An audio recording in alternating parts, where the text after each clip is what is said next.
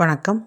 நான் இன்றைக்கி உங்கள்கிட்ட ஷேர் பண்ணுற கண்டென்ட் என்னென்னு பார்த்தீங்கன்னா, ஆன்மீகத்தில் போகிறவங்க, ஆன்மீகத்துக்குள்ளே ரொம்ப தீவிரமாக ஏக்கம் உள்ளவங்க, அதில் ஆரம்ப நிலையில் உள்ளவங்க, இல்லை அதில் போகலாம் அப்படிங்கிற இச்சை, ஏக்கம், ஒரு விதமான ஒரு உந்துதல் உங்களுக்குள்ளே இருக்குது அப்படிங்கிற பட்சத்தில், நீங்கள் ஏற்கனவே தெரிஞ்சு வச்சிட்ருக்க அறிவை கழட்டி வச்சிடணும்.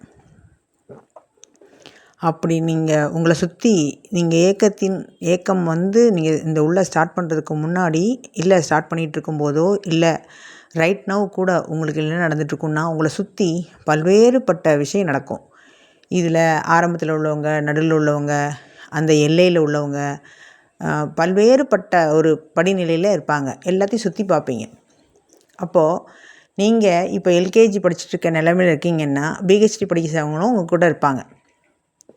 நிறைய டிகிரி வாங்கினவங்க இருப்பாங்க.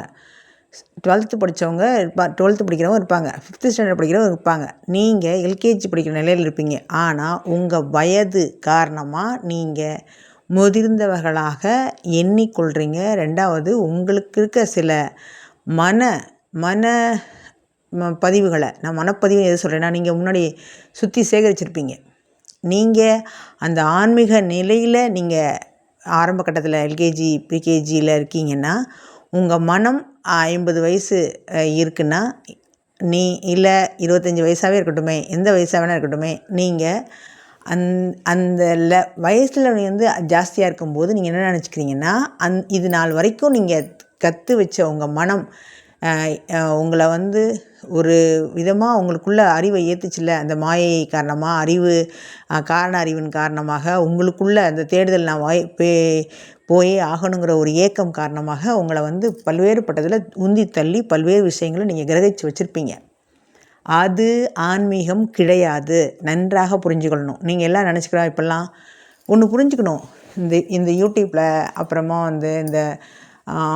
இந்த வேறு என்ன இதில் போடுறாங்க, இந்த ஃபேஸ்புக்கில், எதில் வேணால், புக்ஸில், இந்த மாதிரி எல்லாத்துலேயும் என்னென்னா, ஏதோ ஒன்று மற்றவங்கள்ட்டேருந்து நான் வித்தியாசமாக இருக்கேன்னு காட்டுறதுக்கே இங்கே கலர் சாயமாக ஆன்மீகம் வெளிப்படுத்தப்படுது. இங்கே மனம் என்ன தேடணும்னா, நல்லா யோசிச்சுக்கோங்க.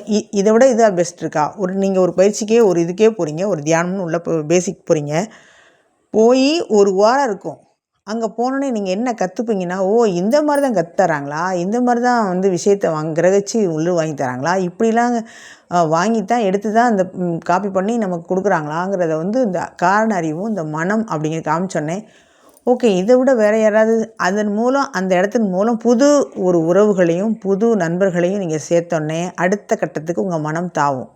இதை விட யாராவது நல்லா சொல்லித்தராங்களா? ஆமாம், எனக்கு சொல்லித்தந்தாங்க, அவங்க சொல்கிறாங்க, அவங்க இந்த கொல்லிமலையிலேருந்து வந்தாராமா, சதுரகிரியில் வரையிலே பல காலங்கள் இருந்தாங்களாமா, பல யுகங்களாக இருந்தாராமா, இமயமலையிலே இருந்தாராமா. இப்படி யாராவது ஒரு வித்தியாசமான ஒரு மனிதர் இருக்காரா, குரு இருக்காரா, போன உடனே நம்மகிட்ட டான்னு நம்மளோட கோரிக்கைகள்லாம் நிறைவேற்றுற மாதிரி சொல்லித்தராரா? அவர்கிட்ட காத்திருக்கவே கூடாது, உடனே நடந்துடணும். நம்மளை அந்த விஐபி ரேஞ்சில் நம்மளை கவனித்து நமக்கு யாராவது தருவாங்களா, நம்மளை நோக்கி கவனம் கொடுப்பாங்களா, நம்மளை பார்ப்பாங்களா அப்படின்னு தான் அவங்க மனம் ஏங்கும், துடிக்கும், தாவும். அது உண்மையான நிலை கிடையாது. அதுவும் தாண்டி அடுத்த கட்ட பரிணாமம் என்ன ஆயிரும் அப்படின்னு சொன்னிங்கன்னா, எனக்கு குண்டலினி சக்தி இதாகிடுச்சு. நான் 7 சக்கரங்களை பார்த்துட்டேன். நான் இன்னும் தெரியுமா உங்களுக்கு, நீங்கள் முதல்ல 3 சக்கரத்துக்குள்ளே நீங்கள் என்ன இருக்குதுன்னு ஃபில்ஃபில் ஆகாமல் 4வது சக்கரத்துக்குள்ளே போயிட்டீங்கன்னு நீங்கள் மனமாக கற்பனை பண்ணிக்கிட்டீங்க அப்படின்னு சொன்னால், கீழே 3 இருக்கிறதும் கொலாப்ஸ் ஆகிடும். 3 நிலையில் இருக்கிறது 80% மனிதர்கள் இருக்காங்க. 4வது 5வது போகிறவங்க ஒரு 20% இருக்காங்க. அந்த முழுமையாக சமாதி நிலை போனவங்க 2% தான் இருக்காங்க. இந்த 2% மனிதர்களை வச்சுக்கிட்டு தான் நல்லோருக்காக பெய்யும் மழை அப்படின்னு சொல்லுவாங்க, தெரியுமா? அது மாதிரி நெல்லுக்கு இறைத்த நீர் வாய்க்கால் வழியோடி புல்லுக்கும் ஆகவே புசிக்குமாம். அந்த மாதிரி தான் நெல்லுக்கு 2%, இங்கே புல் 80%. புரியுதா? அப்போ வளர்ந்துட்டு இருக்கவங்க 20%. இதில் என்னென்னா, ஒன்றுமே புரியாதவங்க எந்த ஸ்டேஜில் வச்சுக்கணும்னு நீங்கள் தான் புரிஞ்சுக்கணும். இதில் எல்லாத்தையும் நம்ம ஒரு ஒரு விஷயத்தை வந்து நம்ம வந்து கிரகிச்சிக்க வந்தவங்களுக்கு தான் இந்த பேச்சு. வரல, எனக்கு நான் செவனேன்னு வாழ்கிறேன், நான் வாழ்கிறேன்.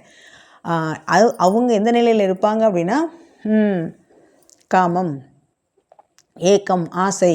காமம்னா உடல் சார்ந்து மட்டும் இல்லை, பொருள் சார்ந்து. ஒரு பொருளே வாங்கணும், ஒரு வீடே வாங்கணும், ஒரு கார் வாங்கணும், ஒரு ஒரு ஒரு எந்த பொருள் வாங்கினாலும் அந்த காந்த மாதிரி கவர்ந்துருக்கிற தன்மை, அதோடு இணைஞ்சிருக்கிறது, அந்த புணர்ச்சியை தான் நம்ம வந்து காமம்னு சொல்கிறோம். அது வந்து உடலில் இருந்தால் உடல், பொருளில் இருந்தால் பொருள், பணத்தில் இருந்தால் பணத்தில், தொழிலில் இருந்தால் தொழில், இந்த மாதிரி புகழில் இருந்தால் அந்த புகழ் காமம். உடல் காமம் மட்டும் கிடையாது. காமம்னா முதல்ல காமங்கிறத இப்படி ஒரு நோக்கத்தில் நம்ம பார்க்கணும். சரி, இப்போ வந்து என்னென்னா, இந்த தன்மையை நீங்கள் ஃபுல்ஃபில் ஆகாமல் அங்கே ஒரு கால் இங்கே ஒரு கால், இன்னும் சொல்லப்போனால் நாமளே அங்கே ஒரு கால் இங்கே ஒரு கால் வச்சு தான் அலைகிறோம். இறைவா நீ தான் என்னை கரையேற்ற வேண்டும் சொல்லி சரணாகதிக்கு போகும்போது மட்டும்தான் நடக்குது. ஏன்னா நம்ம இப்படி இருக்க உலகத்தில் தானே வாழ்கிறோம். நாம் வந்து பிராப்த கர்மாப்படி என்ன வந்திருக்கோன்னு நமக்கு தெரியல, சஞ்சித கர்மாவில் என்ன கழுத இருக்குதுன்னு தெரியல, ஆகாமிய கர்மாலப்படி எதை சேர்க்கக்கூடாதுன்னு தெரியல. யார்கிட்ட போய் கேட்குறது, என்ன பண்ணுறது, எது வந்து ட்ரிபிள் ஆயிரும், எது வந்து எரைஸ் ஆகும், எது வந்து ஆஃபரில் கிடைக்கும், எது வந்து நம்ம தள்ளுபடி பண்ணுவாங்க அப்படிங்கிறது எப்படி தெரியும் இந்த நிலையில்?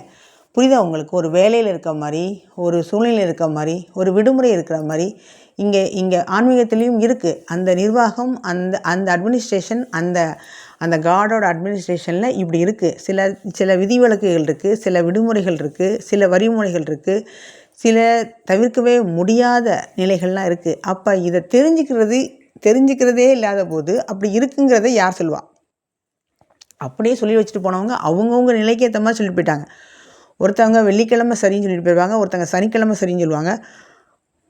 ஆஞ்சநேயரே வந்து ஒருத்தர் வழிபட்டு இருக்கார், அவரை தவிர அவருக்கு எதுவுமே தெரியாது அப்படின்னா அவருக்கு சனிக்கிழமை தான் முக்கியமாக இருக்கும்.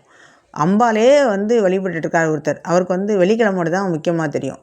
அப்போ வந்து என்னென்னா 2 பேரும் சொல்கிறது சரிதான். ஆனால் நான் உள்ளே வரேன் புதுசாக, எனக்கு எதுவுமே தெரியாது, நான் எதை தொட்டு நான் அதோட. அப்போ இந்த மாதிரி மனிதர்கள் குழம்பி போகிறதுக்கு ஒரு வாய்ப்பாக இருக்குது. ரெண்டாவது என்னென்னா, அனுபவங்களை சொல்கிறது. இந்த மாதிரி நான் பேசின வீடியோக்கள்லாம் வந்து ஒரு அறிவார்ந்த, ஒரு காரண அறிவு உள்ள, ஒரு தெளிவான புத்திசாலி ஒரு மனிதர் கேட்டார்னா ஒரு புக்கே எழுதிடுவார். அவருக்கு வந்து எதை முன்னாடி போடணும், எதை பின்னாடி போடணும், எதை வந்து அலைன் பண்ணணும், எதை உள்ளே எதாவது சொருகணும், ஏதாவது ஒரு செய்யுள் பாட்டை சொருகணும், இந்த மாதிரிலாம் தெளிவாக தெரியும். சரியா? அதை வந்து அவங்க தான் உணர்ந்த மாதிரி சொல்கிறதுனால தான் பல புத்தகங்கள் இப்படி வந்துடுது. உண்மையான நிலையை சொல்கிறவங்க இந்த மாதிரி மறைச்சி வைக்கிறாங்க. மறைச்சி வைக்கிறதுனால உண்மையான பொய்யான கலைகள் ஜாஸ்தி வந்துடுச்சு. மறைச்சதாகவே போயிடுச்சுங்கிறது தான் இப்போ நோக்கம். ரைட். இப்போது அந்த வகையில் நான் வந்து ஏன் வந்து இங்கே வந்து இவ்வளோ தீவிரமாக பேசப்படுது அப்படின்னா, இயல்பாக நடக்கிற விஷயத்த, சாதாரணமாக இருக்க விஷயத்த அசாதாரணமாக சொல்லிடுறாங்க.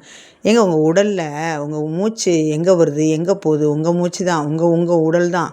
இன்னும் சொல்லப்போனால் உங்கள் முதுகை உங்களால் திரும்பி பார்க்கவே முடியாது, உங்கள் தலை பின்பக்கம் பார்க்கவே முடியாது, உங்கள் தலையில் தான் உங்கள் உடம்பு தான். அப்படிங்கும்போது இதையே பார்க்க முடியாத போது கடவுளை பார்க்க முடியுமா, 7 சக்கரத்தை பார்க்க முடியுமா, அது என்ன கலரில் இருக்கும், எதை வச்சு சொல்கிறீங்க அப்படின்னு தர்க்கம் பண்ணுறோம் எல்லோரும். புரியுதா உங்களுக்கு?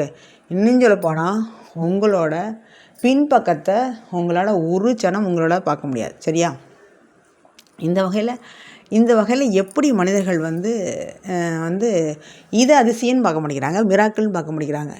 என்ன பார்க்கணுமா? தண்ணியில் நடந்து நான் வந்து எது வந்து இயல்பாக எது நடக்காது, எது முடியாதுன்னு சொல்கிறோமோ அதை செஞ்சால் தான் நீங்கள் வந்து ஒரு உத்தமமான மனிதர், அனைத்தையும் கடந்த மனிதர், ஞானம் அறிந்தவர் அப்படின்னு சொல்லிக்கிறீங்க. ஞானம் தனியறிதல் வந்து என்னென்னா இதுக்கா வந்து இந்த மிராக்கிள் பண்ணி நீங்கள் வந்து உங்கள் பிரச்சனையை தீர்க்கறதுக்காக இங்கே கொடுக்குறாங்க.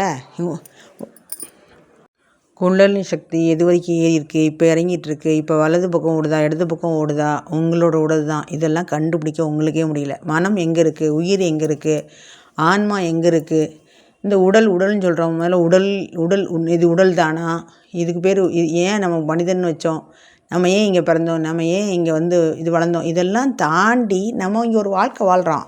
அது பெரிய மிராக்கிள் நினைக்க மாட்டேங்கிறோம். இதை மாதிரி ஒரு மிஷின் இல்லவே இல்லை, அதை பற்றி பெருசாக நினைக்க மாட்டேங்கிறோம். ஆனால் இந்த மனிதனுக்குள்ளே மட்டும்தான் தன்னை அறிதல் கொடுத்துருக்காங்க. நாம் வந்து யாருன்னு தெரிஞ்சுக்கிறதுக்கு இந்த கொடுத்துருக்காங்க. ஏன்னா அதுலேருந்து தானே அதுலேருந்து தானே நம்ம அறிவு வந்துச்சு. அதுலேருந்து தான் நம்ம மாயை வந்து நமக்கு எப்படி அந்த பாடத்தை கற்றுக் கொடுக்கணும்னு வந்துச்சு. இப்போ எடுத்துட்டிங்கன்னா இன்னும் சொல்லப்போனால் இந்த மனிதனாக பிறந்ததுக்கு வந்து ரொம்ப ரொம்ப ரொம்ப கிரேட்டு ரொம்பன்னு சொல்லிக்கிறோம். உடல் வந்து இறைவன் உள்ளே இருக்கான்னு சொல்லிக்கிறோம். எத்தனை பேருக்கு இது புரிஞ்சுருக்காங்க? எத்தனை பேர் வந்து பேசிக்கிட்டே இருக்காங்க, கத்திக்கிட்டே இருக்காங்க, சொல்லிகிட்டே இருக்காங்க. புரிஞ்சதாக இருக்குது, புரியாதாகவே இருக்குது. ஆனால் இது வந்து இன்னும் நான் இதை மட்டும் நான் சொல்கிறதுனால இல்லை, இன்னும் கோடான கோடி பேர் சொல்லுவாங்க. அப்பையும் இதே மாதிரி மனிதர்கள் தான் இருப்போம். ஏன் அப்படி இருக்கோம்? ஏன் அந்த மாதிரி இருக்கும் அப்படின்னு சொன்னால், அசால்ட்டு, அந்த காலங்கள் ரொம்ப இருக்குது அப்படிங்கிற நம்ம போவோம், மெதுவாக பார்க்கலாம், தெரிஞ்சுக்கலாம் அப்படிங்கிற எண்ணம் தான். ஆனால் நீங்கள் நினைக்கிற மாதிரி அப்படி காலங்களும் இல்லை, எண்ணங்களும் இல்லை. இந்த பிறவி வர்றதுக்கு நீங்கள் என்ன தறிகடத்தம் போட்டீங்க, என்ன கெஞ்சினீங்க, என்ன அழுதுனீங்க, என்ன கதறினீங்கிற ஒரு உங்கள் முன்னாடி நான் பேசிட்டு இருக்கையில் அப்படி அப்படி பாஸ் பண்ணிவிட்டு உங்கள் முன்னாடி ஒரு பிக்சர் காமிச்சப்பட்டுச்சுன்னா அவ்வளோதான். அப்படியே மணி நேரத்தை வந்து அப்படி நம்ம அப்படியே ரத்தினமாக இப்போ தங்கம் எப்படி பார்க்குறோம், அது மாதிரி நம்ம வந்து ஒவ்வொரு இதையும் இது பார்த்துருப்போம். அந்த மறதி ஏன் கொடுக்குறாங்க தெரியுமா? நீங்கள் வந்து உன்னோட சுதந்திரத்தில் நீ வா, இதை கூட நான் கம்பல் பண்ணேன்னா உனக்கு இதுவே வேறு மாதிரி மாறிடும். ஏன்னா நான் உனக்கு மாயை கொடுத்துருக்கேன். இந்த மாயை ஜெயிச்சு வரதே மாயை கொடுக்குறதே இறைவன் தான். எதுக்கு இந்த மாயை ஜெயிச்சு வந்து அதுக்குள்ளே உங்களுக்கு புரிஞ்சுக்கிறது தான். நம்ம கேட்கலாம்ல, என்னத்துக்கு டைரெக்டாக வந்து ஞானத்தை கொடுத்துட வேண்டியதானே, இது எதுக்கு இவ்வளோ சுற்றி வச்சு கொடுக்குறீங்க அப்படின்னா, உங்களுக்கு அப்படி கொடுத்துட்டோம்னா அதோட தாத்பரியம் இதெல்லாம் தெரியாதுல்ல, அதோட வேல்யூலாம் புரியாதுல்ல. இப்போ நீங்கள் வந்து ஆதாம் ஏவாள் கதையை எடுத்துக்கோங்களேன். அவங்க வந்து உங்களுக்கு வந்து அந்த ஒரு பாம்பு அப்படிங்கிறத கொடுத்துருந்தாங்க, அறிவு பழம் கொடுத்துருந்தாங்க. அதில் வந்து என்னென்னா செய்யாதேன்னு சொல்லிட்டாங்க பார்த்தீங்களா. அப்போ நம்ம செய்யாதன்னு எல்லாமே செய்வோம். அதே மாதிரி இங்கே குண்டலினி சக்தி, அப்புறமா வந்து என்னது ஆதாரங்கள், 6 ஆதாரங்கள் அப்படின்லாம் சொன்னோடனே அது வந்து செய்யக்கூடாது சொல்லக்கூடாதுன்னே அதில் என்ன இருக்குது அப்படின்னு இந்த மனம் அப்படி போயிடுது. அது கூட ஒரு வகையில் வந்து மாயை க்ரியேட் பண்ணி நீ இன்னும் இப்படியாவது நீ தெரிஞ்சு போயேன் அப்படின்னு சொல்கிறக்காண்டி தான். அது வந்து கெட்டதுக்கும் போயிடுது, நல்லதுக்கும் போயிடுது. ஓகேவா? இப்போது இன்னொரு விஷயம் ஆழமாக நீங்கள் புரிஞ்சுக்கணும். இந்த விஷயங்கள்லாம் தாண்டி ஆன்மீகத்துக்குள்ளே வந்தோடனே இது மட்டும் இல்லை, நீங்கள் தேடுற மாதிரி அங்கே ஒரு பக்கமும் இல்லை. நீங்கள் யாருங்கிறது தேடினதும் போது எல்லோரும் இதே தான் சொல்கிறோம். எப்படி சொல்கிறோம்? கடைசியில் ஒன்றுமே இல்லை, எதுவுமே இல்லை, இதுக்காக இவ்வளோ தேடணும். அப்போது இவ்வளோ தேடினா தான் கிடைக்கிது. அதுதான் அந்த மாயையோட புரட்சி, மாயையோட சக்தியே அப்படி தான் இங்கே வந்து கொடுக்கப்பட்டிருக்கு. அப்போ இந்த இவ்வளோ துன்பங்களை, இவ்வளோ வலிகளை, இவ்வளோ இதயம் நொறுக்கப்பட்டு அள்ளப்பட்டால் மட்டும்தான் நீங்கள் வந்து புடம் போடப்படுவீங்கன்னு அர்த்தம். அதனால தான் இங்கே கொடுக்கப்படுது. நீங்கள் இந்த மாதிரி துன்பப்படுறது, இந்த மாதிரி செய்யறதெல்லாம் இதெல்லாம் எதுக்குங்க, இதெல்லாம் வந்து கடைசியில் நீங்கள் என்ன தான் சொல்ல வரீங்க அப்படிங்கிற அளவுக்கு இந்த மனித மனம் வந்து என்னென்னா ஷார்ட்டாக ஸ்வீட்டாக சொல்லுங்கன்னு சொல்லுது. அட இது வந்து லெசனியா, இது வந்து இங்கே வந்து படிக்க வந்திருக்க, இது வந்து நீங்கள் வந்து பிறந்து வந்தது வந்து இங்கே வந்து கட்டி காலக்கணும் இல்லை, நீங்கள் ஜென்மமாக இங்கே இருக்க போகிறதும் இல்லை. ஜஸ்ட்டு ஒரு 100 வருஷம், அதிகபட்சமாக 150 வருஷம், அது வந்து கண்ணி வைக்கிற நேரத்தில் ஓடிடும். இங்கே நீங்கள் வந்து எதுக்கு வந்திருக்க அப்படின்னா, இங்கே தன்னை உணர்ந்து போகிறதுக்கு வந்திருக்க. மேலே கிரகங்களில் மற்ற கிரகங்கள்லாம் இந்த இது இல்லையா, இந்த வாய்ப்பு கொடுக்கப்பட்டிருக்கியா உனக்கு? அங்கெல்லாம் வந்து காத்துட்ருக்காங்க. அங்கே வந்து காத்துட்டு இருந்துட்டு இங்கே வந்து வர்றதுக்கு என்னென்னு செஞ்சிட்ருக்காங்க. தன்னை உணர்ந்து போயிட்டாங்கன்னா அங்கே வந்து ஒரு ப்ரொமோஷன் மாதிரி ஆயிரும். அந்த ப்ரொமோஷனுக்காண்டி இங்கே இந்த சீட் கிடைக்கிறதே ரொம்ப ரொம்ப உண்மையே பக்காவாக ஒரு வார்த்தையை சொல்லணும்னா இந்த சீட்டு தகுதி. என்ட்ரன்ஸ் எக்ஸாம் எழுதி அந்த என்ட்ரன்ஸ் எக்ஸாமில் ஜெயிச்சு இந்த எக்ஸாம் தன்னை உணர்ந்து போகிறதுக்கு ஒரு தகுதி சீட்டு வாங்கிட்டு வந்து இந்த பூமிக்குள்ள வந்திருக்கோம். இந்த சீட்டு வாங்குறதுக்கு என்ன பட்டப்பாடு, இந்த உடல் வாங்குறதுக்கு என்ன பட்டப்பாடு. உங்கள் தலைமுறையில் உடல் இருக்கணும், முதல்ல உடல் எடுக்கிறதுக்கு வாய்ப்பு இருக்கணும்.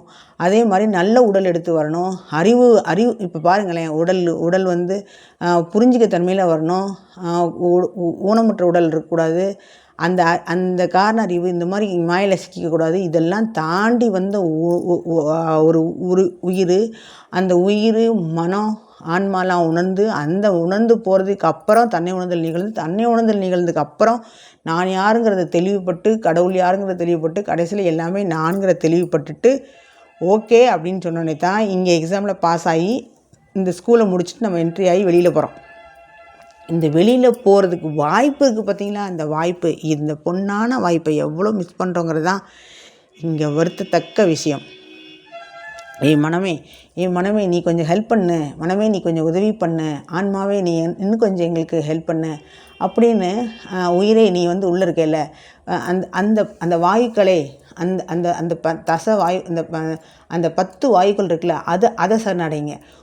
உங்களுக்குள்ள 6 படை, 6 முகம், 6 சக்தி, இதுக்கிட்ட சரணடைங்க. அதுக்கப்புறம் வந்து அவங்க உடல் உறுப்புகள், செல்கள், திசுக்கள், அதுக்கிட்ட சரணடைங்க. அவங்க ரத்தத்தின் சரணடைங்க. உங்களோட எலும்பு, உங்களோட உள்ள தனிமங்கள் என்னது, மெக்னீசியம், பொட்டாசியம், கால்சியம், அப்புறம் பாஸ்பரஸ், அப்புறம் வந்து என்னது காரியம், அப்புறம் வந்து என்னென்னா இந்த மாதிரி பல்வேறு ஆக்சிஜன், நைட்ரஜன், இந்த மாதிரி இருக்கு இல்லையா, கார்பன் டை ஆக்சைடு, இந்த மாதிரி இருக்கு இல்லையா, இதெல்லாம் இதுக்குள்ளே இதெல்லாம். அப்புறம் வந்து அது உங்களை சுற்றி என்னெல்லாம் இருக்கோ அதுக்குள்ளெல்லாம் நீங்கள் வந்து தொட்டு உணர்ந்து உணர்வாக இருக்கும்போது அது உங்களை மலர வச்சு அதுக்குள்ளே ஆயிரும். எதுக்கு நாங்கள் தெரிஞ்சுக்கணும்? நாங்கள் பீஸா, பர்கர், அப்புறம் வந்து சினிமா, பீச், பார்க்கு, என்ஜாய்மெண்ட்டு, அப்புறம் வந்து இந்த கேமு, அப்புறம் ட்ரிங்க்ஸு, அப்புறம் கேர்ள்ஸு, அப்புறம் ட்ரக்ஸு, ஃபுட்டு, அப்போ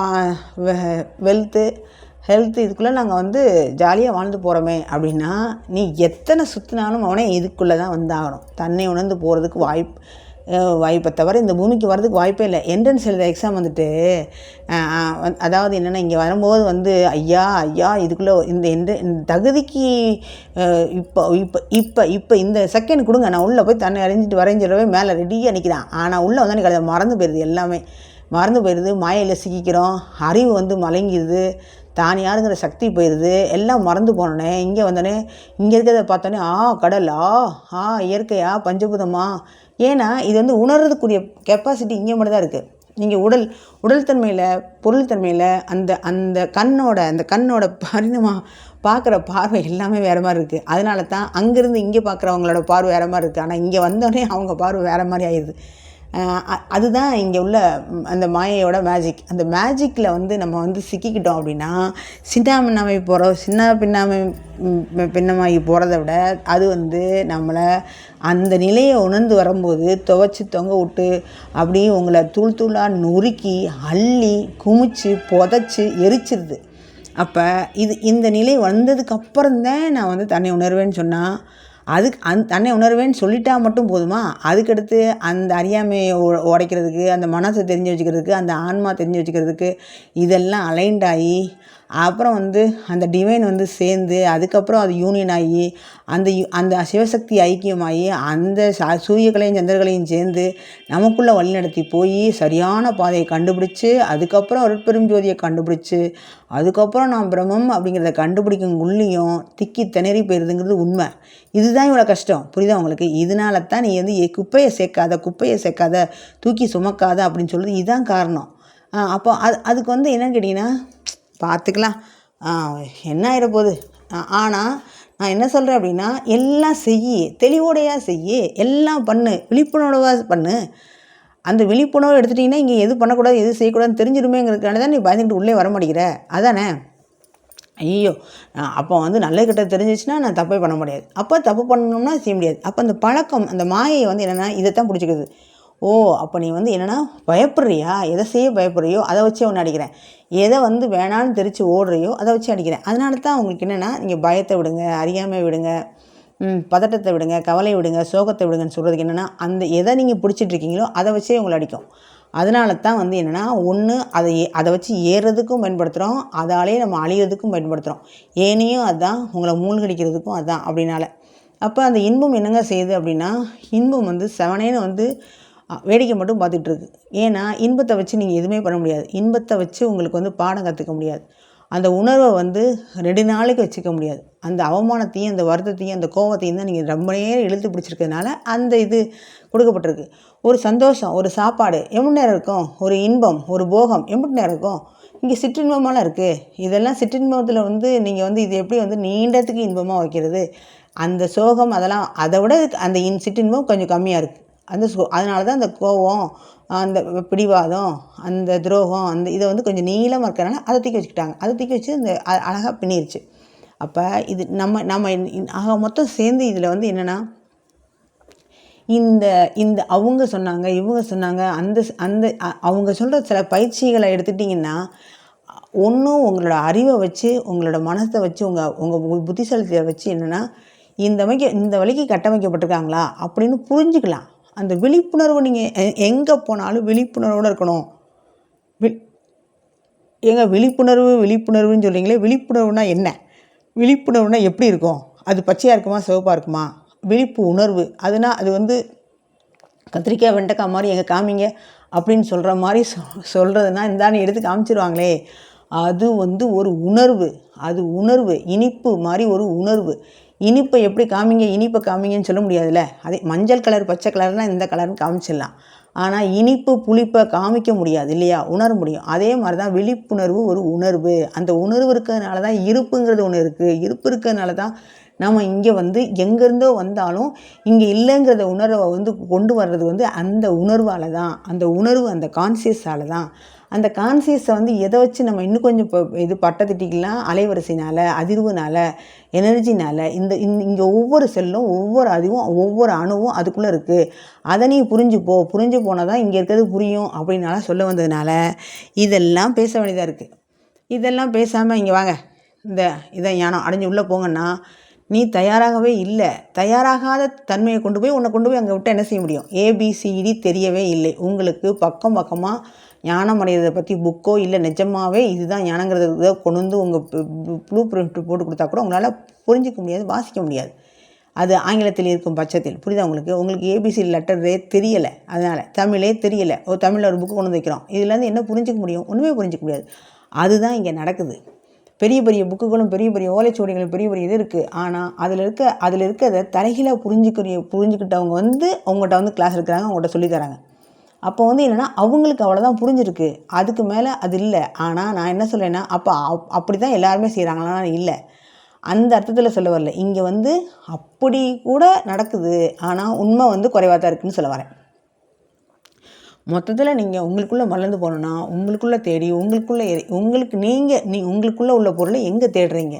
இந்த நிறைய கதைகள் படிச்சிருக்கோம், நிறைய இதெல்லாம் படிச்சிருக்கோம். ஒரு பொருளை வந்து ஏரிக்கரையில் தொலைச்சிட்டு உங்கள் வீட்டு திண்ணையில் போய் தேடினா அந்த அவர் சொல்வார், ஏன்னா அங்கே இருட்டாக இருக்குது, இங்கே தானே வெளிச்சமாக இருக்குது, அதான் இங்கே தேடுறேன்னு சொல்லுவாங்களாம். அது மாதிரி வந்து என்னென்னா, பொருளை தொலைச்ச இடத்துல ஒன்று, தேடுற இடத்துல ஒன்று. அது மாதிரி வந்து நீங்கள் வந்து என்ன அப்படின்னு தெரிஞ்சுக்க தான் நான் இவ்வளோ பேசுகிறேன். மிச்சதெல்லாம் உங்களுக்குள்ளே தானாகவே நிகழ்ந்துடும். நான் பேசுகிறதெல்லாம் அதோட பேசிக்கு, அது அவுட்புட்டு. அதில் வந்து நான் உள்தன்மையெல்லாம் உருகி சொன்னாலும் சரி, சமாதியை நான் வந்து 1000 தடவை இல்லை 1 கோடி முறை சொன்னாலும் நீங்கள் அதில் உணராமல் ஒரு சதவீதம் 99.999% சொல்லவே முடியாது. எவ்வளோத்துக்கு அதில் 1% கூட சொல்ல முடியாதுன்னு சொல்ல வரேன். அப்போ இது எப்படி தான் தெரிஞ்சுக்கிறது? வாழ்ந்தோம், செத்தோம், சாப்பிட்டோம், தூங்கினோம்லாம் அதில் நீங்கள் 3 சக்கரத்தில் இருக்கீங்க அப்படிங்கும்போது 3 சக்கரத்தில் இருக்கீங்கிற விழிப்புணர்வு தெரியணும்ல, அதுக்கு தான். அப்போ வந்து என்னென்னா, அந்த ஒரு உடல் வந்து ஒரு நெருப்பாக இருக்குது. இங்கே நல்லா யோசிக்கோங்க, நிலமாக இருக்குதுன்னு சொல்கிறோம். எங்கள் மூலாதாரம் வந்து நிலம், சுவாதிஷ்டானம் நீர், மணிப்புரகம் நெருப்பு, அநாகதம் காற்று. சரியா? அப்போ இந்த இந்த இந்த இந்த இந்த காற்று, அப்புறம் வந்து ஆகாயம், அக்ஞாய சக்கரம் வந்து ஆகாசம். இங்கே வந்து பஞ்சபூதங்களில் இருக்கிறத அந்த ஆகாசத்தில் தான் இந்த சிதம்பர ரகசியம் சொல்கிறோம். ரைட்டா? அப்போ வந்து என்னென்னா, இந்த மாதிரி வந்து அந்த பஞ்சபூதங்களை ஆனது அந்த 6 படை முருகன் கோயிலில் உள்ளது வந்து என்னென்னா 6 சக்கரங்கள். அப்புறம் வந்து என்னென்னா, அங்கே இருக்க தன்மையில் போய் நீங்கள் எடுக்கும்போது அந்த சக்தியை வந்து அவங்க சுழட்டி வச்சுருக்காங்க. 6 படை முருகனை நீங்கள் பார்க்கும்போது 6 சக்கரங்கள். அந்த 6 சக்கரங்களில் எப்படி முருகன் எந்தெந்த நிலையில் இருக்கானோ அதெல்லாம் உங்களுக்குள்ளே நிகழும். அங்கங்கே அந்த சாப்டர்லாம் நீங்கள் படிக்கும்போது உங்களுக்குள்ளே புரியும். அதை வந்து நீங்கள் என்ன, அந்த கண் கொண்டு நீங்கள் ஒரு பொருளாக மாறணுன்னா அதை படித்தா தெரிஞ்சக்கூடாது, அதை புரிஞ்சால் தெரிஞ்சக்கூடாது, அதுவாக மாறணும். அதுவாக மாறிட்டிங்கன்னா 6 சக்கரங்கள் நீங்கள் எத்தனை தடவை படிப்பீங்க, எவ்வளோ புரிவீங்க? அதுவாக மாறினோடனே நீங்கள் எங்கே போயிடுவீங்க? அப்போ உங்களுக்கு இப்போ அதுக்குள்ளேயே நீங்களும் இருப்பீங்க, அதுவும் இருக்கும். அப்போ தான் அது சொல்லித்தரும். அப்போ வந்து நம்ம என்னென்னா அதுக்குள்ளே நீங்கள் போய் அதை கலந்து திரும்ப உங்களுக்குள்ளே வெளியே வந்துட்டிங்கன்னா, இப்போ உங்களுக்கு கணவன் மனைவி ஆயிடுச்சு. நீங்கள் 2 பேரும் கணவன் மனைவி ஆகிட்டிங்கன்னா, நீங்கள் காதல் கொள்ளும்போது, நீங்கள் காமம் கொள்ளும்போது இருந்த இணைப்பு விட்டோடனே திரும்ப நினச்சி பார்க்கும்போது திரும்ப வருது இல்லையா? அதே மாதிரி தான் அந்த சக்கரங்களுக்குள்ளே போய் நம்ம இணைப்பு சேரும்போது, அந்த காமம் சேரும்போது, அந்த புணர்ச்சி ஆகும்போது எல்லாம் பார்த்துட்டு திரும்ப வெளியே வந்திருக்கும்போது இந்த 4 தன்மை சாட்சியாக இருந்து பார்த்தது திரும்ப காமிக்கும்போது, ஓ இதுவா அப்படின்னு தெரியுது. அவ்வளோதான். இதன் மூலம் தான் நீங்கள் சிற்றின்பம் பேரின்பம்லாம் உணர்ந்துக்க முடியுது. அந்த வழியில் தான் இன்பத்தையும் துன்பத்தையும் உணர்ந்துக்க முடியுது. ஸோ அப்போ நீங்கள் வந்து என்ன என்ன என்ன கட்டத்துக்கு நீங்கள் வந்து வரணும் அப்படின்னா, இது வந்து தற்காலிகமானது. இது வந்து எனக்கு வந்து அனுபவத்துக்காக கொடுக்கப்பட்டது. இது வந்து நான் வந்து ஒரு பாடம் கற்றுக்க வந்திருக்கேன். இது எனக்கு சிலபஸ். என் பக்கத்து வீட்டுக்காருக்கு ஒரு சிலபஸ், எனக்கு ஒரு சிலபஸ், என் பிள்ளைக்கு ஒரு சிலபஸ், என் ஹஸ்பண்டுக்கு ஒரு சிலபஸ், எனக்கு ஒரு சிலபஸ். நான் யாரெல்லாம் பார்க்குறேனோ, யாரெல்லாம் இருக்கேனோ, நான் வந்து இப்போ வந்து நீடித்த உறவுகள்னு சொல்லி ஒரு கணவன் மனைவி உறவு, அதுக்காண்டி நீடித்த உறவுன்னு அவங்க டைவர்ஸ் வாங்கி போயிடறாங்க. அதெல்லாம் இல்லையா? அது அந்த அர்த்தத்தில் சொல்லலை. ஒரு குழந்தை இருக்குது, ஒரு 10 வயசில் இறந்து போயிடுது. அது நீடித்த உறவா? குழந்தைன்னா நீடித்த உறவா? சில குழந்தைங்களுக்கு வந்து கல்யாணம் பண்ணி கொடுத்து பேரன் பேத்தி எடுத்து அவங்க வாழ்ந்து போகும்போது அதுக்கப்புறம் இதாகிறாங்க. அப்போ இந்த மாதிரி வந்து பல்வேறுபட்ட தன்மையில் ஒரு உறவு வந்து கொடுக்கப்படுது. இந்த உறவு இவ்வளோ நாள் இருக்கணும்னு நீடிக்கப்படுது. இவ்வளோ உறவு இருக்கக்கூடாதுன்னு கட் பண்ணப்படுது. அப்போ அந்த அந்த அந்த வீலுக்குள்ளே அந்த அந்த அந்த பரிணாம மரத்துக்குள்ளே எப்போ இலை உழணும், எப்போ புது இலை வரணும், எப்போ பழம் வளர்க்கணும், எப்போ பூ பூக்கணும், எப்போ வந்து அது மரத்தோட மரமாக சாயணும் அப்படின்லாம் ஒரு கணக்கு இருக்கும். அதை நம்ம புரிஞ்சுக்கணுங்கிறது தான் இவ்வளோ பேசுகிறோம். இவ்வளோ பேசிட்டு இதெல்லாம் செஞ்சுட்டு கடைசியில் நான் சாகத்தானே போகிறேன், என் உடல் உடத்தான் போகுது அப்படின்னா, ஆமாம் சத்தியமாக நீங்கள் உடல் தான் உடத்த போகிறீங்க. அதுக்கடுத்து மேலே போய் இதே கூப்பாடு போடத்தான் போகிறீங்க. அச்சச்சோ வாய்ப்பு போச்சு, நீங்கள் சொல்லிடக்கூடாதா ஐயா, நீங்கள் சொல்லிடக்கூடாதா, யாராவது சொல்லிடக்கூடாதா, சொன்னோம் அப்படின்னு சொல்லி இந்த பேசுகிறாங்களே, இது மாதிரி கோடான கோடி தடவை சொல்லுவாங்க. அச்சச்சோ இப்போ வாய்ப்பு போச்சே, என்ன பண்ணுறதுன்னா திரும்ப வந்து அப்போ உங்களுக்கு உடல் கிடச்சி அதை அனுபவிச்சு திரும்ப இந்த சொற்களுக்குள்ளே வந்து சிக்கி சின்ன பின்ன ஆகக்கூடாதுங்கிறதுக்காக தான் திரும்ப சொல்கிறது. சலிச்சு போய் அந்த வாழ்க்கை வந்து உங்களுக்கே ஆகணும் தான், இறைவனே வந்திருந்தா நீயே பார்த்துக்கோ, நான் உள்ளே உட்காந்துருக்கேன், என்னை எப்போ கூப்பிட்றியோ நான் வரேன், நானாக கூப்பிட்டா நீ வரமாட்டேன் அப்படின்னு சொல்லி தான் விட்டுட்டார். அப்போ இந்த இந்த இந்த யோகம் பண்ணுறோம், தவம் பண்ணுறோம், பயிற்சி பண்ணுறோம், அதுக்கப்புறம் மந்திரம் சொல்கிறோம், தியானம் பண்ணுறோம் அப்படின்னா, நான் என்ன சொல்கிறேன்னா, ஆன்மீகத்துக்குள் நீங்கள் சரியாக வளர்ச்சி அடைஞ்சு முழுமையான உண்மையான ஏக்கத்தோடு நீங்கள் வரும்போது இயற்கை உங்களுக்கு இயல்பாக காமிக்கும். தியானம்னா என்ன, நீங்கள் தியானம் பண்ணால் அது இப்படி தியானம் பண்ணி, இப்படி கையை வை, இப்படி மூச்சு எழு, இப்படி இறக்கு அப்படின்னு அது சொல்லித்தரும். ரெண்டாவது என்னென்னு கேட்டிங்கன்னா, இங்கே போ, இந்த சக்தி ஏற்று. ஃபார் எக்ஸாம்பிள் இந்த 6 படையில் திருத்தணி போ, திருப்பரங்குன்றம் போ, பழமுதிர்ச்சோலை போ, இங்கெல்லாம் போய் இல்லைன்னா 6 படையும் போக வச்சிரும். இல்லை 6 படைக்கு எங்கே போக வச்சிரும். எல்லாமே அது பண்ணுன்னு நான் சொல்ல வரேன் உங்களுக்கு. நீங்கள் எதுவுமே செய்ய தேவையில்லை. புரியுதா உங்களுக்கு? அப்போ எப்போ இருக்கணும்னா, நீங்கள் திறந்த மனத்தோடையும் விழிப்புணர்வோடையும் அந்த இறைவனோட நம்பிக்கையோடையும் அந்த எளிமையோடையும் இயக்கத்தோடையும் இருக்கும் பட்சத்தில் மட்டும்தான் இதெல்லாம் நடக்குது. நீங்கள் போய் கட்டாயத்தின் பேர்லையோ யாரோ வந்துருச்சு எனக்கும் வரணுன்னோ, இல்லை வந்து ஒரு பொருளை வாங்கிட்டு வர மாதிரி கடையில் போய் வாங்கிட்டு நினைக்கும் போது மட்டும்தான் இது வந்து சாத்தியம் இல்லை. ரெண்டாவது ஏக்கம், எதிர்பார்ப்பு, எனக்கு நடந்தே தீரணும், அன்றைக்கி தியானம் வந்துச்சு ரொம்ப நல்லா இருந்துச்சு, அதே மாதிரி அனுபவம் இன்றைக்கி வரணும். அது அனுபவம் வேறு, அனுபவம் ஃபுல்லாக. இப்போ நீங்கள் சிவனே ஆனாலும் அது அனுபவம் தான். புரியுதா உங்களுக்கு? அப்போ அந்த அனுபவம் தான் அந்த அனுபவம் கூட மாயை தான். புரியுதா உங்களுக்கு? மனம் கட்டமைக்கப்பட்ட ஒரு இது உங்கள் மனசுக்குள்ளே எப்போ ஏக்கம் தான். சில கனவுகள், சின்ன காட்சிகள் கூட என்னென்னா, இப்போ நீங்கள் இந்த பூமியில் இங்கே வரும்போது இப்படி இருக்கணும், இப்படி செய்யணும்னு ஏற்கனவே இந்த ஒரு படம் தான் உங்களுக்கு திரும்ப காட்டப்படுது. ஸோ வந்து என்னென்னா, இங்கே வரும்போது இந்த பூமிக்கு வரும்போது நீங்கள் என்னவாக இருக்கணும், எப்படி இருக்கணும், எந்த மாதிரி வாழணும், எந்த மனிதர்கள் கூட இருக்கணும், எவ்வளோ துன்பம் அனுபவிக்கணும்னு. அதே மாதிரி ஒரு துன்பம் உங்களுக்கு பிடிக்காதது, உங்களுக்கு வந்து உங்களுக்கு ஒத்தே வராதது ஒரு பொருள் உங்கள் கையில் கொடுக்கப்பட்டிருக்குன்னா, ஒரு உறவு கொடுக்கப்பட்டிருக்குன்னா, அதுக்கு ஒரு காரணம் இருக்கும். காரணம் இல்லாமல் காரியம் இல்லைங்கிறத புரிஞ்சுக்கிட்டு அதோடு எதுக்காண்டி வாழ்ந்திருக்கு, எதுக்காண்டி கொடுக்கப்பட்டிருக்கு அப்படிங்கிறத உணர்றதுக்கு ஒரு பொறுமை வேணும்ல, ஒரு டைம் வேணும்ல. டக்குன்னு கட் பண்ணிட்டு போனோங்கிறது அது வேறு விஷயம். ஆனால் நின்று சிக்கிறீங்களான்னு தான் பார்க்கணும். 15% கொடுக்கப்பட்ட சுதந்திரத்தை நீங்கள் வந்து கட் பண்ணுறதுக்கும் பயன்படுத்தலாம், தற்கொலைக்கும் பயன்படுத்தலாம், அந்த உறவை வளர்க்குறதுக்கும் பயன்படுத்தலாம், அந்த உறவை வந்து வேண்டான்னு சொல்கிறதுக்கும் பயன்படுத்தலாம். அதில் நீங்கள் என்ன மாதிரி வாழ்ந்து என்ன மாதிரி போகிறீங்கிறதுக்கும் அதுதான் வந்து சுதந்திரம் சொல்கிறேன். அப்போ அந்த நிர்வாகத்துக்கு கீழே அந்த சுதந்திரம் தாண்டி உங்களுக்கு கொடுக்கப்பட்டுருச்சு, பல தவறுகள் பல முறை செஞ்சிட்டிங்கன்னா அது வந்து உங்களை வந்து ரிஜெக்ட் பண்ணிடும். புரியுதா உங்களுக்கு? இப்படி தான் இங்கே நடக்குது. சரி, இப்போ வந்து என்னென்னு கேட்டிங்கன்னா, அப்போ நான் என்ன தான் பண்ணுறது? நான் இப்போ இதெல்லாம் வந்து எனக்குள்ளேலாம் நான் கோடி முறை கேட்டிருக்கேன். எப்படி கேட்டிருக்கேன்னா, இது எவ்வளோ டைமு? இது எப்போக்குள்ளே நடக்கும்? இது எனக்கு எப்போ கிடைக்கும்? இல்லைன்னா நான் எவ்வளோ நேரம் ஏங்கணும்? நான் எவ்வளோ துடிக்கணும்? என்னால் தாங்க முடியல, என்னால் வலிக்குது, என்னால் இந்த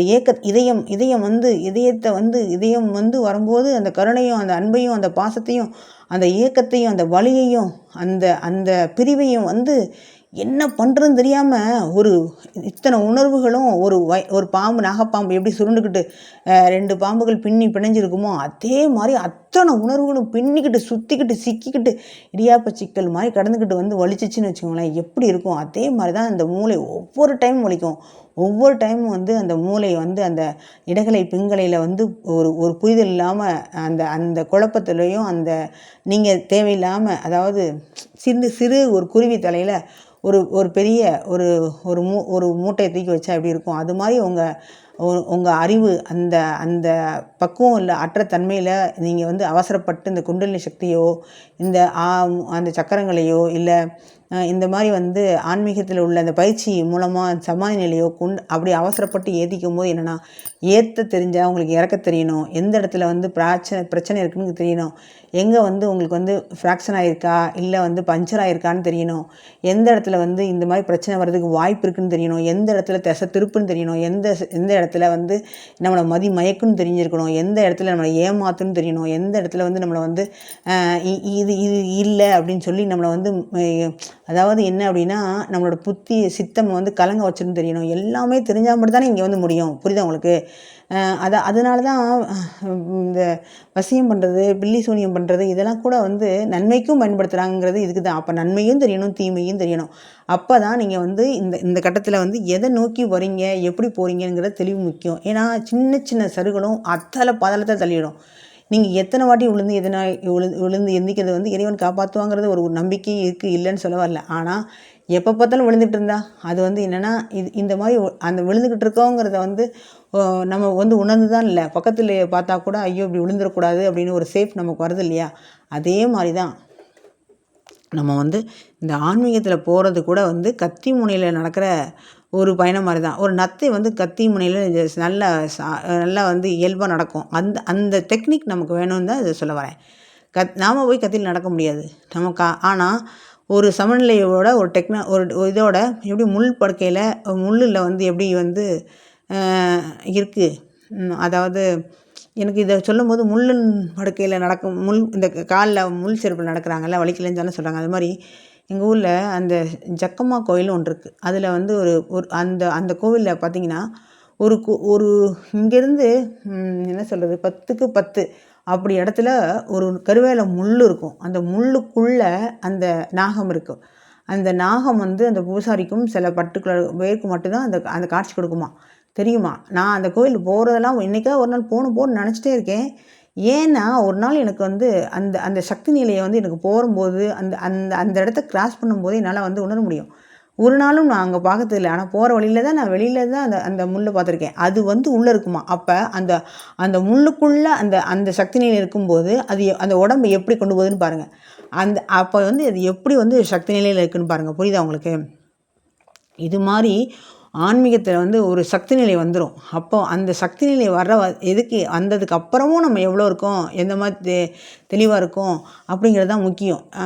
இப்போ இது எதுக்கு சொல்ல வந்தேன் அப்படின்னு சொன்னால், இந்த மாதிரி வந்து எல்லா தன்மையும் கலந்தது இந்த ஆன்மீகத்தில் வரும்போது நீங்கள் எவ்வளோ பக்குவமாக இருக்கீங்கிறது தான் இந்த லெசனே ஒழிய அகங்காரத்தில் கொண்டு வரதில்லை.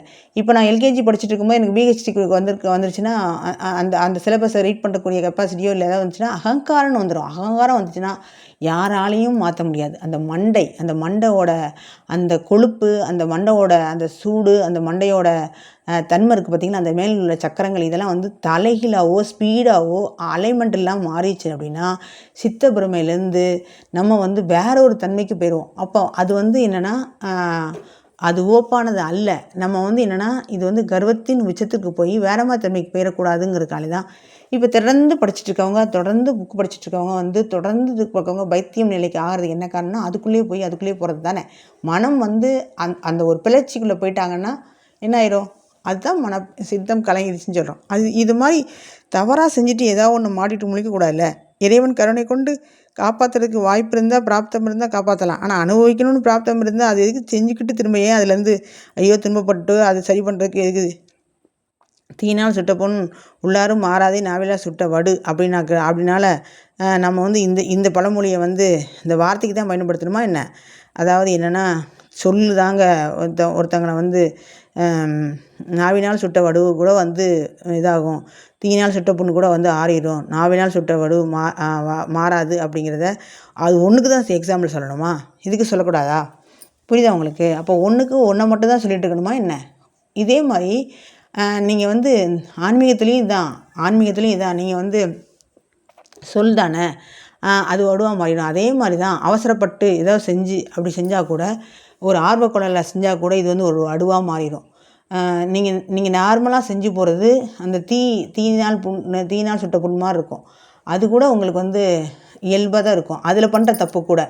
ஆனால் நீங்கள் வந்து ஃபாஸ்ட்டாக போய் கீழே விழுறது இந்த நாவினால் சுட்ட வடு மாதிரி ஆயிரும். புரியுதா உங்களுக்கு? தீயினால் சுட்ட புண்ணு மாதிரி ஆகாது.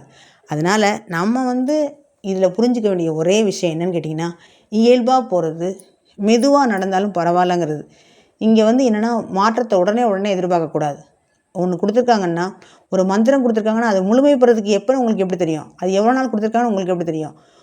ஒரு விரத முறை இருக்கீங்க, ஒரு பயிற்சி காலம் இருக்கீங்க, அது எவ்வளோ நாள் செய்கிறது? 21 நாள் 48 நாள் அப்படின்னா அது 48 நாள் வரைக்கும் முழுமையாக செஞ்சுருக்கணும். அந்த 48 நாளில் நீங்கள் பாதி நாள் செய்கிறது, கொஞ்ச நாள் விட்டுறது. இப்போ 21 நாள் விளக்கு போடுங்கன்னு சொல்லிட்டாங்கன்னா அதில் கொஞ்ச நாள் போடாமல் விட்டால் என்ன செய்கிறதுன்னு கேட்பீங்க. அதில் வந்து இன்றைக்கி விட்டு போட மறந்துட்டேன் அடுத்த நாள் கேட்பீங்க. அப்போ வந்து ஒரு ஆப்ஷனு, ஒரு வழிமுறை தான், ஒரு விதிவிலக்கு தான் கேட்குறாங்களே ஒழிய அதோட தீவிரம் அதெல்லாம் இல்லை. நீங்கள் தீவிரம் இருந்தால் 21 நாளே போயிட்டு செஞ்சுட்டு வாங்கிட்டு வாங்களேன். அதே மாதிரி தான் ஞானத்தையும் நீ 48 நாள் செஞ்சுட்டு ஞானம் அடைஞ்சு போனால், நீ வந்து 20 நாள் செஞ்சுட்டு கொஞ்சம் கேப் வேணும், நான் ஒரு விடுமுறை எடுத்துகிட்டு நான் வந்து கொடைக்கானல் டூர் போயிட்டேன், திரும்ப வந்து இப்போ கண்டினியூ பண்ணுறேன் அப்படின்னு சொல்கிறீங்க. அதே மாதிரி 48 நாள் வந்து விட்டு செஞ்சுட்டு 48 நாள் செஞ்சுட்டு எனக்கு வரலையேன்னு சொல்கிறீங்க. இதே மாதிரி தான் அந்த ஆன்மீகம் நடக்குதுன்னு நான் சொல்ல வரேன். ஸோ இந்த தன்னை அறிதல் நிகழ்கிறதுக்கும் அதுக்கப்புறம் வாழ்கிற வாழ்க்கைக்கும் நீங்கள் வந்து புரிதல் ரொம்ப முக்கியம். அதைத்தான் நம்ம புண்ணிய புரிதல்னு சொல்கிறோம். இந்த புரிதல் வந்து இருந்தால் மட்டும்தான் நம்ம வந்து என்ன சொல்ல வர்றோன்னே உங்களுக்கு புரிஞ்சிக்க முடியும். புரிதலே இல்லாத போது உங்கள் மனம் மாயையில் சிக்கியிருந்தாவோ, அதுக்கு தயாராகவோ, ஒரு உடல் வந்து கர்ப்பத்துக்கு தயாராகும் போது தான் ஒரு குழந்தையை பெற்றெடுக்க தயாராகுது. அதே மாதிரி உங்கள் உடல், மனம் இதெல்லாம் தயாராகும் பட்சத்தில் நீங்கள் ஆன்மீகத்துக்கு தன்னால் தயாராகிடுவீங்க. தன்னால் தயாராகும் போது இயல்பாகவே தன்னால் நடக்கும். தன்னால் நடந்ததெல்லாம் எந்த தடையும் வராமல் தொடர்ந்து நடக்கும். நீங்கள் அப்படி தடை வருது, தொடர்ந்து வருது, நான் பண்ணுறது எனக்கு கிடைக்கவே இல்லை, செய்யவே இல்லை அப்படின்னு கேட்டிங்கன்னா, அந்த தடை கூட, அந்த சாபம் கூட உங்களுக்கு நன்மையாக தான் கொடுக்கப்பட்டிருக்குமே ஒழிய, அந்த தடையில் கூட, அந்த தீமையில் கூட வந்து ஒரு இன்பம் இருக்கும், ஒரு வந்து ஏதாவது ஒரு நமக்கு மிராக்கள் வச்சுருக்குமே ஒழிய, அந்த துன்பம் கூட நமக்கு நல்லதுக்கு தான் ஒழிய, நம்ம வந்து நினைக்கிற மாதிரி வந்து என்னென்னா அது வந்து தடையாவோ, அந்த ப்ராசஸ் வந்து அதுக்கு ஒரு காரணம் இருக்கும், நமக்கு தான் புரியாது.